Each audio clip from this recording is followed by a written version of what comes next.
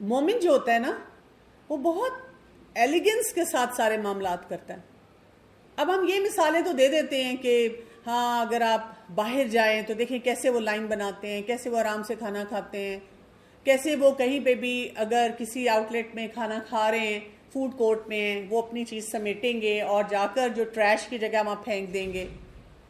لیکن ہم نہیں, ہم نے تو ہر جگہ پہ گند ڈال کے آنا ہے.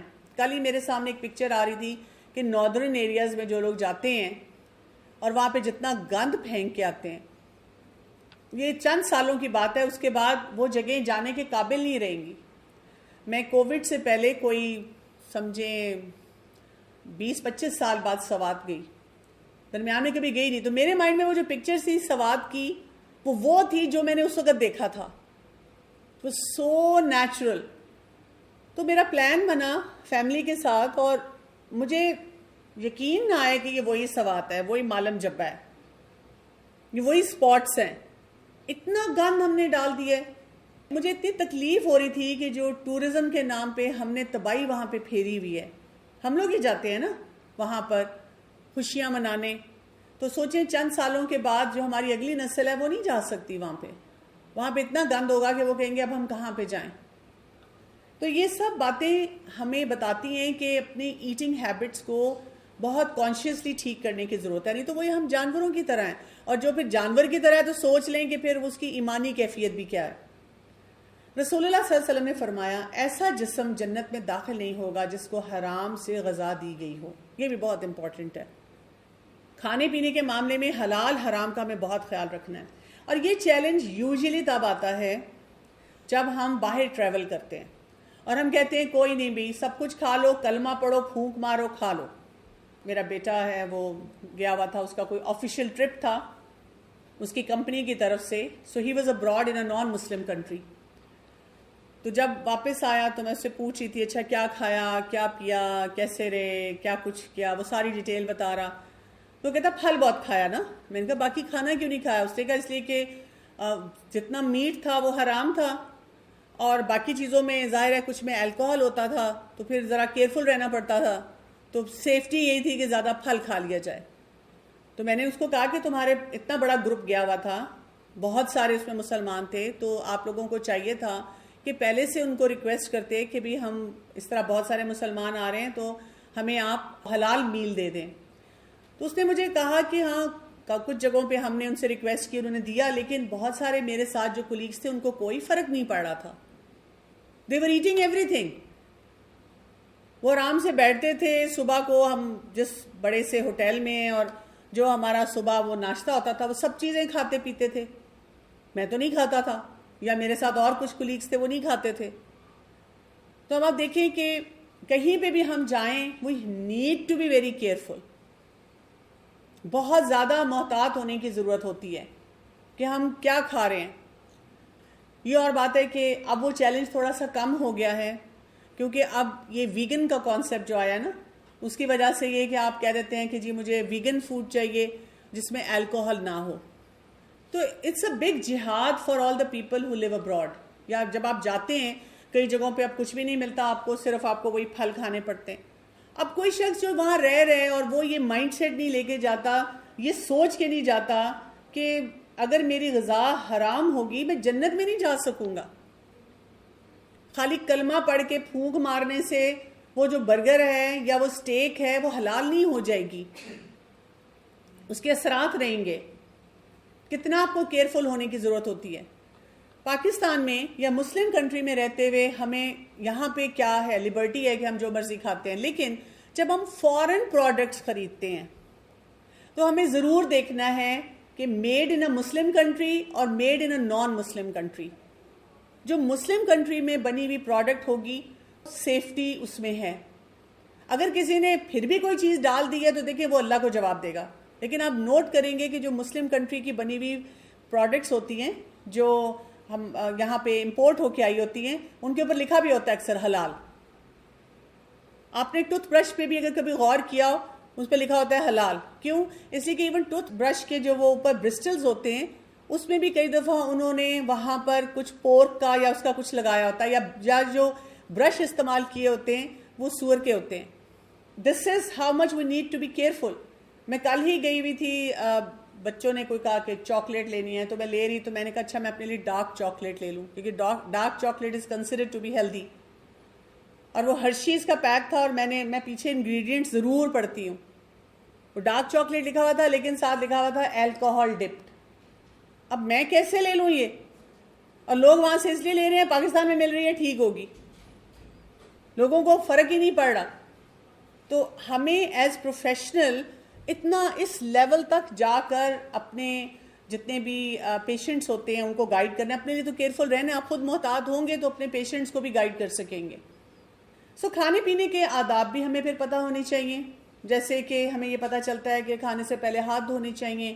اگر آپ ہاتھ نہیں دھو سکتے تو کوئی ویٹ ٹاولز رکھ لیں یا نیپکن ایسا رکھ لیں. آج کل تو سب کے پاس واٹر باٹلز بھی ہوتی ہیں, وہاں سے تھوڑا سا اسپرنکل کر لیں, یا سینیٹائزر لوگ یوز کر لیتے ہیں. پھر اسی طرح کھانے سے پہلے بسم اللہ پڑھنا چاہیے اور بیٹھ کر کھانا کھانا چاہیے. اب تو زندگی آسان ہے کہ اکثر ہوٹلز یا کوئی ہمارے گھروں میں بھی ایونٹس ہوتے ہیں تو اس میں سیٹنگ ارینجمنٹ ایسی ہوتی ہے, لیکن بہت سے ابھی بھی ایسے جگہیں ہوتی ہیں جہاں پر لوگ کھڑے ہو کے کھا رہے ہیں, چائے کھڑے ہو کے پی رہے ہیں. کوشش کرنی چاہیے کہ ہم بیٹھ جائیں, انلیس وہ جگہ خراب ہو اور آپ نے کوئی چھوٹی سی سنیکنگ چیز لینی ہو. جیسے میں نے یہاں کھڑے ہو کے پانی کا ایک گلاس سپ لینا ہے تو میں کھڑے ہو کے پی سکتی ہوں, کیونکہ میں آلریڈی ایک ٹاک ڈیلیور کر رہی ہوں.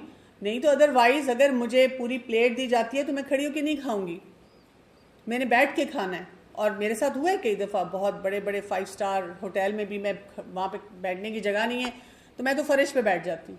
میں کہتی ہوں جو مرضی کوئی سوچے, لیکن میں سنت نہیں چھوڑوں گی. اور میں نے دیکھا آپ بیٹھتے ہیں تو 2-3 لوگ اور جن کو یہ سینس ہوتی ہے وہ بھی آ کر آپ کے ساتھ بیٹھنا شروع ہو جاتے ہیں. انس رضی اللہ عنہ بیان کرتے ہیں کہ نبی کریم صلی اللہ علیہ وسلم نے اس بات سے منع فرمایا ہے کہ کوئی شخص کھڑا ہو کر پانی پیے. قتادہ رضی اللہ عنہ انس رضی اللہ عنہ سے پوچھتے ہیں کہ کھانے کے بارے میں کیا حکم ہے, تو انہوں نے کہا یہ تو زیادہ شر والا اور زیادہ گندا عمل ہے.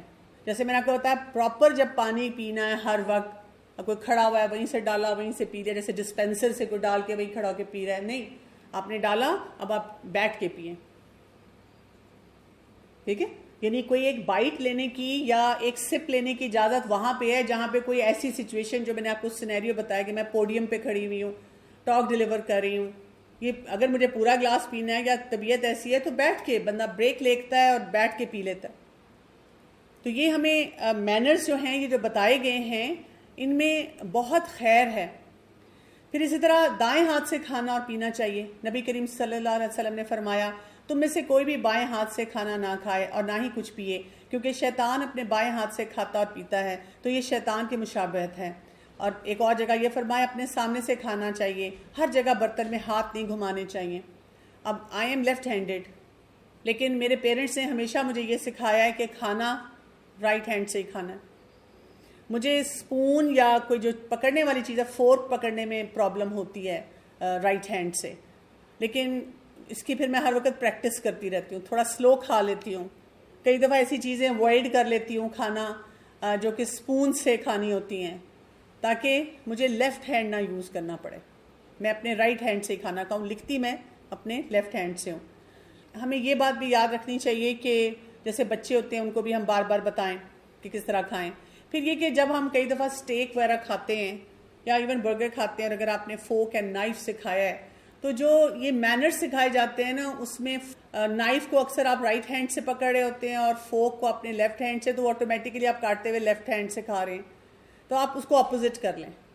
یا اگر آپ کو لگتا ہے کہ نہیں مجھے کاٹنا اپنے رائٹ ہینڈ سے ہی ہے, تو پھر آپ کیا کریں, رائٹ ہینڈ سے کاٹیں اور پھر اس کو نیچے رکھیں اور پھر اپنے فورک کو اٹھائیں اور اس سے کھائیں.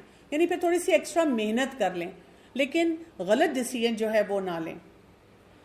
اور پھر یہ کہ سامنے سے کھانا چاہیے, ہر جگہ برتن گھمانے چاہیے. یعنی ایک مینر ہے کہ جب آپ کھا رہے ہیں تو کیسے کوئی ادھر سے نہیں, ادھر سے نہیں, ادھر سے نہیں, جو لوگ بار بار اس طرح کر کے کھاتے ہیں. پھر کناروں سے کھانا کھانا چاہیے. رسول اللہ صلی اللہ علیہ وسلم نے فرمایا برکت کنارے کے بیچ میں نازل ہوتی ہے, اس لیے تم لوگ اس کے کناروں سے کھاؤ, بیچ سے مت کھاؤ. پھر رسول اللہ صلی اللہ علیہ وسلم ناپسند کرتے تھے کہ برتن وغیرہ میں رکھے ہوئے کھانے کی چوٹی سے کھانا کھایا جائے, اوپر سے اٹھا کے کھایا جائے, یعنی سائڈ سے کھانا کھانا چاہیے. یہ مینر ہمیں بتایا گیا. رسول اللہ صلی اللہ علیہ وسلم 3 انگلیوں سے کھاتے تھے, عمرو بن امیہ رضی اللہ عنہ اپنے والد سے روایت کرتے ہیں کہ انہوں نے نبی کریم صلی اللہ علیہ وسلم کو دیکھا، آپ اپنے ہاتھ سے بکری کے شانے کا گوشت کاٹ کر کھا رہے تھے. پھر آپ صلی اللہ علیہ وسلم کو نماز کے لیے بلایا گیا تو آپ نے گوشت اور وہ چھری جس سے گوشت کی بوٹی کاٹ رہے تھے ڈال دی اور نماز کے لیے کھڑے ہو گئے. پھر آپ صلی اللہ علیہ وسلم نے نماز پڑھی اور آپ نے نیا وضو نہیں کیا. اچھا، اب یہاں سے ہمیں بہت سی باتیں پتہ چلتی ہیں. آپ صلی اللہ علیہ وسلم نے وہی فورک اینڈ نائف والا طریقہ استعمال کیا. یعنی ویسے آپ صلی اللہ علیہ وسلم 3 انگلیوں سے کھاتے تھے. آپ کچھ لوگوں کو دیکھتے ہیں وہ چاول وغیرہ بھی وہ کہتے ہیں ہم ہاتھ سے کھاتے ہیں، وہ کہیں پہ بھی بیٹھے ہیں وہ ہاتھ سے ہی کھائیں گے. اچھا، لیکن یہ نہیں ہے کہ چھری کانٹے اور چمچ کے استعمال جو ہے یہ کافروں کا استعمال ہے، یہ ہم کر نہیں سکتے. اب یہاں مثال آ رہی ہے نا کہ آپ صلی اللہ علیہ وسلم جب گوشت کھا رہے تھے تو چھری سے کاٹ رہے تھے اور پھر اس کو اٹھا کے کھا رہے تھے. تو اس کا مطلب ہے کہ اگر آپ فورک اینڈ نائف استعمال کرتے ہیں تو دیٹس اوکے، لیکن وہی بات ہے کہ پہلے کس سے آپ وہ ڈالیں. اور یہاں جو کہا کہ نیا وضو نہیں کیا کیونکہ یہ بکری کا گوشت تھا. ہمیں پتہ ہونا چاہیے کہ آپ صلی اللہ علیہ وسلم نے ہمیں بتایا کہ اگر اونٹ کا گوشت کوئی کھاتا ہے تو اس کے بعد وضو کرنا ہوتا ہے، کیونکہ اونٹ کے گوشت کی تاثیر گرم ہوتی ہے. بالکل نیا نیا میں نے قرآن پڑھنا شروع کیا تھا تو تب میں نے یہ بات پڑھی تھی کہ اونٹ کے گوشت کے بعد وضو کرنا ہے. ویسے ہی گوشت نہیں اتنا کھاتی، پھر کہاں اونٹ کا گوشت، تو میں نے بس ایسے ہی پڑھ لیا اور گزر گئی. اس کے کچھ مہینوں کے بعد میں حج پہ گئی، اور یہ وہ والا حج تھا 1997 کا جس میں مینا میں بہت بڑا وہ بلاسٹ ہوا اور بہت بڑی آگ لگی. تو کھانے پینے کا بڑا کرائسس ہو گیا وہاں پہ. اب وہاں پہ کئی جگہوں پہ وہ شاورما ملتا تھا کھانے کے لیے، تو اب وہ مکس میٹ ڈالتے تھے. تو میں ہر جگہ پوچھتی تھی اس میں اونٹ، کیونکہ وہ لوگ بہت کھاتے ہیں کیمل میٹ، تو میں بار بار پوچھتی تھی اس میں اونٹ کا گوشت ہے. تو میرا گروپ جو تھے، گروپ کے افراد مجھے پوچھا کرتے تھے ڈاکٹر صاحب آپ یہ کیوں پوچھتی ہیں؟ تو مجھے ریزن نہیں پتا کہ کیوں، لیکن رسول اللہ صلی اللہ علیہ وسلم نے اس کے بعد وضو کرنے کے لیے کہا. میں نے آپ کو بتایا کرائسس اتنا تھا کہ وضو کی جگہ بھی کم تھی، تو پھر میں وہ بھی اوائڈ کیا کرتی تھی کہ پھر وضو نہ ٹوٹ جائے. پھر ٹیک لگا کر کھانا نہیں پسند کیا گیا. پیٹ کے بل لیٹ کر کھانا نہیں چاہیے، کھانے کو ضائع نہیں کرنا چاہیے. آپ تھوڑا ڈال لیں اور اس کے بعد دوبارہ سیکنڈ ہیلپنگ لے لیں، تھرڈ ہیلپنگ لے لیں. بہت کھانا ہوتا ہے جب ہم کہیں جائیں بھی، ہم پتہ نہیں کیوں خود پریشانی میں ڈھیروں ڈھیر ڈالنا شروع کر دیتے ہیں. رسول اللہ صلی اللہ علیہ وسلم پر پرانی کھجور پیش کی گئی، آپ اسے کھول کھول کر اچھی طرح جائزہ لیتے، پھر اس کے بعد سرسریاں نکال دیتے اور صاف کھجور کھا لیتے. یعنی جب کھجور ایسی چیز ہو، اگر آپ کو ذرا سا بھی لگے کہ اس میں کوئی چیز ایسی ہے تو اس کو ریموو کر کے پھر کھانا چاہیے، صاف کر کے کھائیں. اسی طرح سے پینے والی چیز میں مکھی گر جانے پر اسے ڈبو کر نکال کر پھینک دینا چاہیے اور مشروب کو استعمال کر لینا چاہیے. دس از اے ویری انٹرسٹنگ کانسیپٹ جو ہمیں حدیث سے پتہ چلتا ہے. یعنی آپ مکھی یوں گری نا تو اس کو پورا ڈپ کر دیں اور پھر اس کو نکال کے پھینکیں اور پھر پانی پی لیں. اب اس پہ بھی ناٹ کلیئر بٹ کہیں کوئی میں نے ریسرچ پڑھی تھی کہ وہ مکھی کے ایک ونگ پہ ایک طرح کی کوئی ایسے آرگنزمس ہیں کہ جب وہ دوسرا بھی اس کا ونگ ڈبایا جاتا ہے اس پانی میں تو وہ نیوٹرلائز ہو جاتا ہے، سم تھنگ لائک دیٹ. کھانے کے بعد انگلیاں اور برتن صاف کرنا چاہیے. آپ چاٹ سکتے ہیں انگلیاں، چاہے آپ بہت اچھے ایلیٹ ریسٹورینٹ میں بھی بیٹھے ہوئے ہوں، لوگوں سے نہیں ڈرنا چاہیے. رسول اللہ صلی اللہ علیہ وسلم نے انگلیاں چاٹنے اور برتن صاف کرنے کا حکم دیا اور آپ نے فرمایا کہ تم نہیں جانتے برکت کس حصے میں ہے. پھر ایسی چیزیں جو صحت کے لیے مضر ہوں ان سے بچنا چاہیے. ایک دفعہ علی رضی اللہ عنہ جو تھے ان کی آنکھوں میں درد ہو رہی تھی اور وہ کچھ کھجور کھا رہے تھے، تو آپ صلی اللہ علیہ وسلم نے ان کو روک دیا تھا کہ یہ نہ کھاؤ اس وقت، this is not good for you. تو اس سے ہمیں پرہیز کا بھی پتہ چلتا ہے. پھر اللہ کا شکر بھی ادا کرنا چاہیے کھانے کے بعد. اور اسی طرح پانی پیتے وقت 3 سانسوں میں پانی پینا چاہیے اور پھر الحمدللہ بھی کہنا چاہیے. رسول اللہ صلی اللہ علیہ وسلم نے فرمایا کہ یہ انداز پیاس خوب بجھاتا ہے، تندرستی کا باعث ہے اور زیادہ خوشگوار ہے. ابھی میں ریسنٹلی ایک کورس کری تھی اسی لائف سٹائل سے ریلیٹڈ، تو اس میں انہوں نے ہمیں یہ بتایا ہے پورے دن میں جیسے 10 to 12 گلاسز پانی لے لینا چاہیے، لیکن اکٹھا نہ پیے. ہر تھوڑی دیر بعد سپس لیتے رہیں. ٹارگیٹ کر لیں 12 گلاسز اور اس کو بھی بریک ڈاؤن کر لیں پورے دن میں، لیکن ہر تھوڑی دیر بعد ایک سپ لیں. اس سے آپ کی بلوٹنگ نہیں ہوتی ہے، اس سے آپ کو ایک بڑی فریش فیلنگ رہتی ہے اور آپ کے بلیڈر اور کڈنیز کے اوپر بھی زیادہ لوڈ نہیں آتا. جیسے ہم ڈاکٹرز ہیں تو ہم پیشنٹ کو یہ تو بتا دیتے ہیں پانی زیادہ پیا کریں. اب کیسے پینا ہے اس کی کوئی ڈیٹیل، کیونکہ ہمیں بھی نہیں پتا نا، ہم بھی نہیں سارا دن پانی پی رہے، تو ہم کیا کسی کو کچھ ایڈوائز کر سکیں گے. پھر یہ کہ پھونک نہیں مارنی چاہیے. یہ دیکھیں کتنا ہم لوگ کرتے ہیں، چائے پی رہے ہیں پھونک مار رہے ہیں، اس کو ٹھنڈا کریں. پھونک مارنے سے برتن میں، کھانے میں، اس میں منع کیا گیا ہے. اگر کوئی آپ کو گرم چیز لگتی ہے آپ اس کو وہی بات ہے 2 کنٹینرز میں ڈال کے اس کو کر لیں, چمچ سے اس کو ہلا کر ٹھنڈا کر لیں, لیکن پھونک نہیں ماریں. پھر کھڑے ہو کے پینے سے منع کیا گیا, یہ میں نے آپ کو بتایا تھا. اور کھانے پینے میں بیسیکلی سادگی اختیار کرنی چاہیے, یعنی بہت اوور تکلفات نہیں کرنے چاہیے ہمیں. عائشہ رضی اللہ عنہا کہتی ہیں کہ رسول اللہ صلی اللہ علیہ وسلم کے گھرانے نے اگر کبھی ایک دن میں 2 مرتبہ کھانا کھایا تو ضرور اس میں ایک وقت صرف کھجوریں ہوتی تھی. They use to eat very simple. ہم نے اب کھانوں کو اتنا کمپلیکیٹ کر دیا ہوا ہے, اسی لیے تو پھر ہمیں دین کا کام کرنے کا یا کوئی بھی والنٹیئر ورک کرنے کا, کوئی فلاحی کام کرنے کا, کوئی انرجیٹک کام کرنے کا ٹائم ہی نہیں ملتا. کوئی کام ہم کر ہی نہیں سکتے. ٹھیک, پھر کھانا مل جل کے کھانا چاہیے, بہت امپورٹنٹ ہے.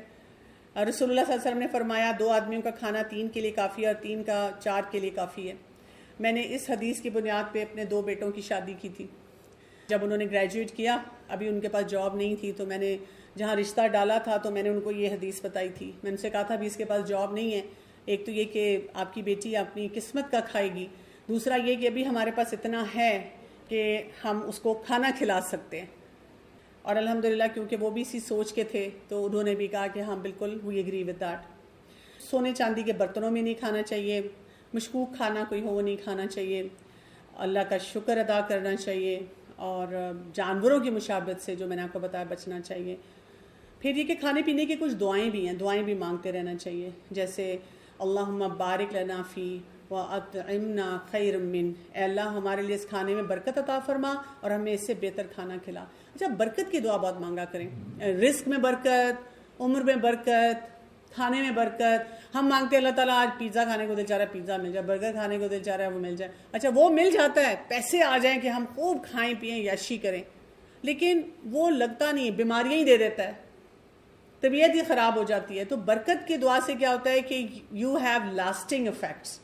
اسی طرح یہ دعا پڑھنا, الحمدللہ الذی اطعم وسقا وسوغہ وجعل لہ مخرجا, تمام تعریف اللہ کے لیے جس نے کھلایا پلایا, اسے خوشگوار بنایا اور اس کے لیے اس کے باہر نکلنے کا نظام بھی بنا دیا. اب دیکھیں نا, ہم سرجری کرتے ہیں تو پھر ہم کیا سنتے ہیں, باؤل ساؤنڈ. باؤل ساؤنڈ ہوتا ہے تو پھر ہم ان کو کہتے ہیں ہاں بھئی ہوا خارج ہو گئی ہے, اب آپ کریں. اگر کوئی کانسٹیپیٹڈ ہو, سوچیں اس کے لیے کتنا مسئلہ ہوتا ہے. کئی لوگ کہتے ہیں ہم سب کچھ کھاتے ہیں لیکن ہماری کانسٹیپیشن نہیں ٹھیک ہو رہی. پھر ایک اور دعا جو آ رہی ہے کہ تمام تعریف اللہ کے لیے جس نے مجھے یہ کھانا کھلایا اور میری کسی قوت و طاقت کے بغیر مجھے یہ عطا فرما دیا. اصل بات جو ہے وہ ہم نے کیا کرنی ہے کہ ہم ان دعاؤں کو پڑھتے رہیں اور اپنی ایٹنگ ہیبٹس پہ ورک کریں, اپنے آپ کو جانور بننے سے بچائیں. جب ہم اپنے آپ کو جانور بننے سے بچائیں گے تو پھر ایز پروفیشنلز جب ہمارے پیشنٹس ہمارے سامنے ہوں گے ہم ان کو بہت اچھی بہت ساؤنڈ ایڈوائس دیں گے. ایک ایسا میٹافوریکل جملہ نہیں بولیں گے کہ بیچارہ مریض سوچتا ہی جا رہا ہے کہ کھانا ہے کہ نہیں کھانا, کرنا ہے کہ نہیں کرنا. تو اپنے کانسیپٹس کو کلیئر کر کے ان کو پریکٹسز میں لائیں تاکہ آپ کے پیشنٹس کو یا کمیونٹی کو بھی آپ سے as a health care professional فائدہ حاصل ہو. سبحانک اللہم و بحمدک اشہد ان لا الہ الا انت استغفرک و اتوب الیک. السلام علیکم ورحمۃ اللہ وبرکاتہ.